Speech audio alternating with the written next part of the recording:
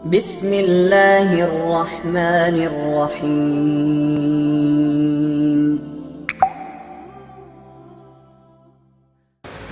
Kita tidak mengingkari adanya hal-hal aneh yang terjadi pada manusia itu. Kemampuan-kemampuan yang keluar dari adat, kebiasaan manusia. Itu semua terjadi dengan izin Allah. Namun kita katakan jika itu terjadi kepada para nabi, maka itu adalah mukjizat. Karena suatu kebutuhan tentunya.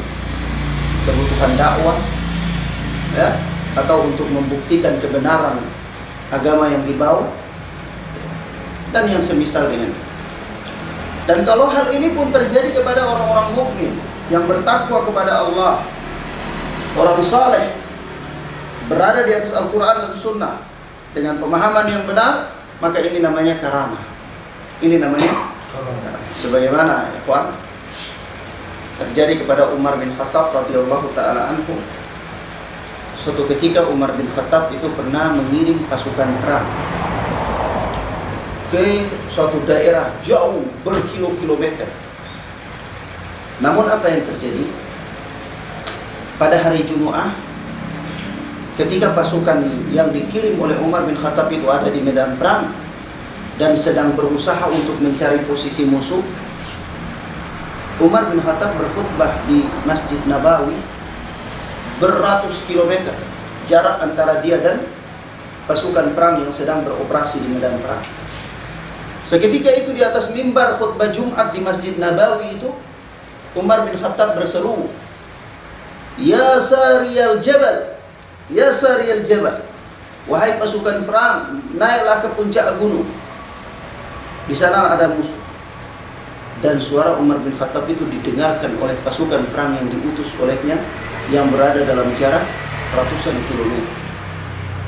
Ya. Dan mereka pun naik mendaki ke gunung tersebut. Ini karamah yang Allah Subhanahu wa taala berikan kepada Amirul Mukminin Umar bin Khattab radhiyallahu taala. Nah, mafhum ya?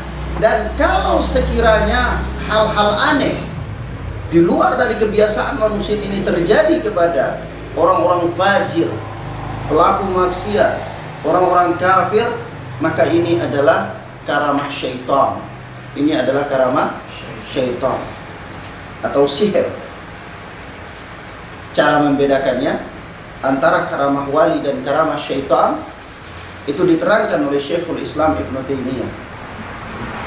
Yaitu apa? Pertama, karamah wali, karamah yang terjadi kepada seorang saleh yang beriman, bertakwa kepada Allah, itu terjadi tanpa kehendak hatinya, tanpa keinginannya. Artinya dia tidak bisa berkeinginan mau terbang, berkeinginan mau buat tongkat jadi ular, enggak begitu. Nah, yang kedua, hal ini tidak mempunyai ilmu khusus, tidak ada ilmu untuk mempelajarinya. Kapan ketika dia butuh dan memang dia dalam keadaan terdesak untuk kepentingan dakwanya, membela dirinya, maka Allah Azza wa Jalla menjadikan hal itu terjadi padanya. Ya? Nah, ini namanya karamah wali, karamah yang terjadi pada orang-orang saleh. Tapi kalau karamah syaitan, itu pertama, dia bisa mempelajarinya. Yang kedua, dia bisa menghadirkan kapan saja ketika dia mau. Ya. Dia pelajari ilmu. Dia pelajari ilmu supaya dia bisa demikian. Dan kapan ketika dia mau, dia amalkan ilmu itu, dia bacakan ritualnya, maka jadi. Dengan izin Allah Subhanahu wa ta'ala. Nah, kalau yang seperti ini namanya karamah syaitan, dan ini adalah sihir. Jenis daripada jenis sihir. Jadi orang yang mendapatkan karamah wali itu, dia tidak pernah tahu dan dia tidak pernah mempelajari ilmu itu. Nabi Musa tidak pernah mempelajari ilmu atau doa untuk bisa membuat tongkat menjadi ular. Tak pernah. Makanya ketika diperintahkan untuk membuang tongkat itu, Nabi Musa juga bingung untuk apa buang tongkat. Lemparkan tongkat itu untuk apa? Tapi karena perintah Allah Subhanahu wa ta'ala, Begitu Nabi Musa membuang tongkat, tongkat itu berubah jadi ular. Nabi Musa malah takut, mau lari, kaget, ya. Lalu ditenangkan oleh Allah Subhanahu wa Ta'ala. Begitu juga apa? Nabi Allah Isa alaihi salatu wassalam ketika berdoa kepada Allah Subhanahu wa Ta'ala untuk menghidupkan orang yang mati, itu Nabi Allah Isa tidak pernah mempelajari suatu ilmu yang bisa membangkitkan orang yang mati.